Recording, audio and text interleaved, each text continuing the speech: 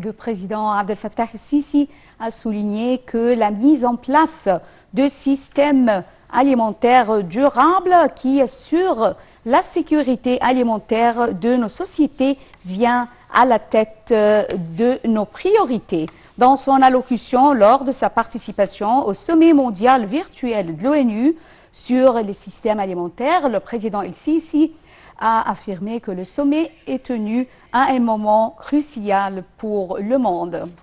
Et nous avons le plaisir d'avoir avec nous maintenant en ligne Monsieur l'ingénieur Negui Victor, expert en économie. Bonjour, Monsieur Negui Victor. Bonjour. Bonjour. Tout d'abord, comment avez-vous vu l'annonce du président Abdel Fattah el-Sisi lors de ce sommet?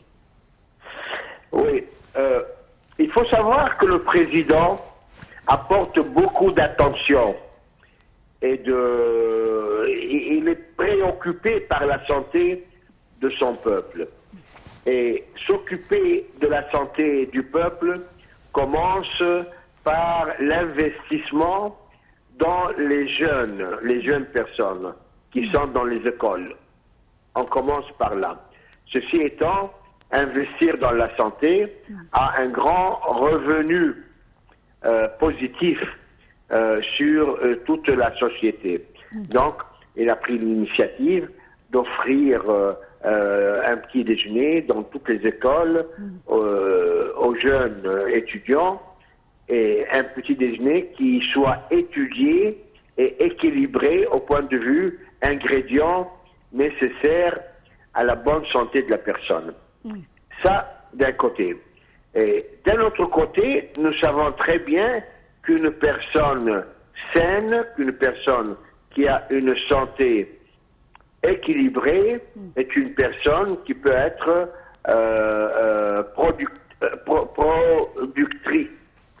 productive à la société. Une personne malade ne peut pas produire ni être utile à sa société. Donc, l'évolution commence par là, par ce point. Et il est très clair dans sa vision que nous devons, en tant que société, en tant que gouvernement, divers instituts, s'occuper de la santé, surtout de la jeunesse.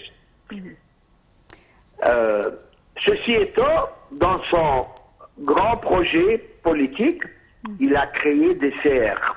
Il a créé des serres sur des dizaines sur des centaines, sur des milliers de mètres carrés, des serres qui aident à produire des légumes nécessaires, encore une fois, pour la nourriture du peuple.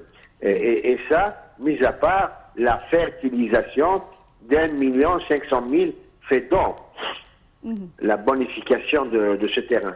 Donc, tout cela fait partie des efforts et de la stratégie menée par l'État sous les directives du président pour fournir un maximum de nourriture au peuple, de nourriture sur le plan légumes, chose qui est très très très, très importante. Oui. Monsieur Negui Victor, le président Abdel Fattah el-Sisi avait déclaré que l'Égypte s'était engagée avec d'autres pays africains pour parvenir à une position africaine unifiée concernant les défis du continent. Alors, quels sont les défis qui affrontent le développement du continent africain et comment les anéantir? Oui, le continent africain est ce continent noir, et le mot noir provient de la nature de son sol. C'est une terre noire, c'est une terre très fertile. Donc, l'Afrique possède des terrains très fertiles. Il suffit de pleuvoir un peu pour que ce terrain, la verdure pousse là-dedans. Donc, l'Afrique possède les moyens, possède la terre, mais ne possède pas les moyens pour fructifier Elle est riche en ressources. ces terres, pour les cultiver, pour organiser l'exportation, pour organiser l'importation. L'Afrique a besoin de la technologie. De la technologie qui se trouve dans les pays occidentaux. Donc l'Afrique a besoin d'importer ces machines modernes pour pouvoir fertiliser. L'Afrique a besoin en même temps de lutter contre certaines maladies. Et d'ailleurs l'Égypte a participé dans ces efforts, comme l'Égypte a réussi à éradiquer le virus C, l'hépatite virale en Égypte. L'Égypte avait désigné, je ne sais pas, 100 millions, un truc comme ça, d'Africains. Pour l'Afrique, absolument, et pour lutter contre cette maladie. Tu luttes contre cette maladie, tu es une personne saine, une personne qui est capable de se tenir debout, une personne qui est capable de cultiver la terre, de récolter les belles choses qu'on a plantées. Et puis, ça fournira de la nourriture au peuple. Donc, l'Afrique, encore une fois, possède les terrains, mais ne possède pas les moyens d'utiliser ces ressources. Les bonnes choses. Oui. Comment? Les ressources naturelles, ces ressources, oui, puisqu'elle est riche, l'Afrique en ses ressources, oui. Voilà.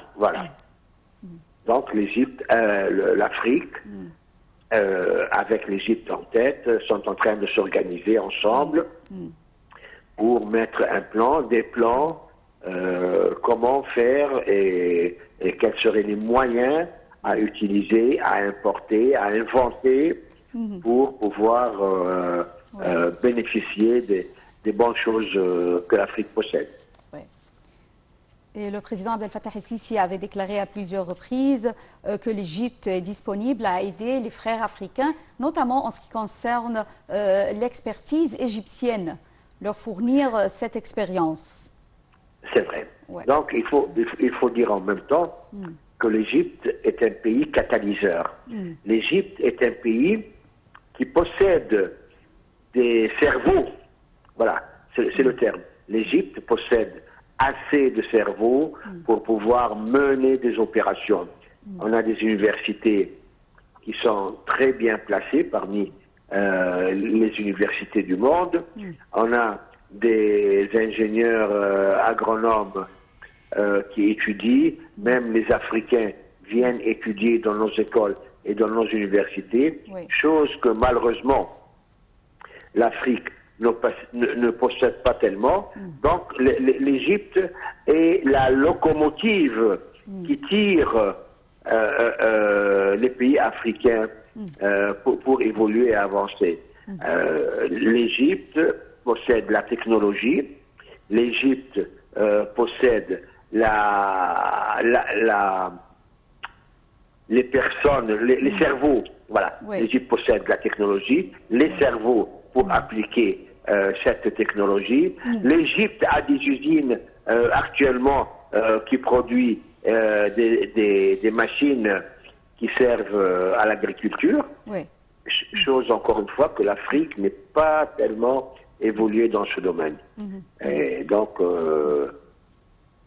il a intérêt à être aidé par l'Égypte, et l'Égypte a intérêt à se mettre à la tête de certains projets pour pouvoir collaborer et faire évoluer son continent. Voilà. Monsieur Dingui Victor, expert en économie, nous vous remercions infiniment pour ces explications.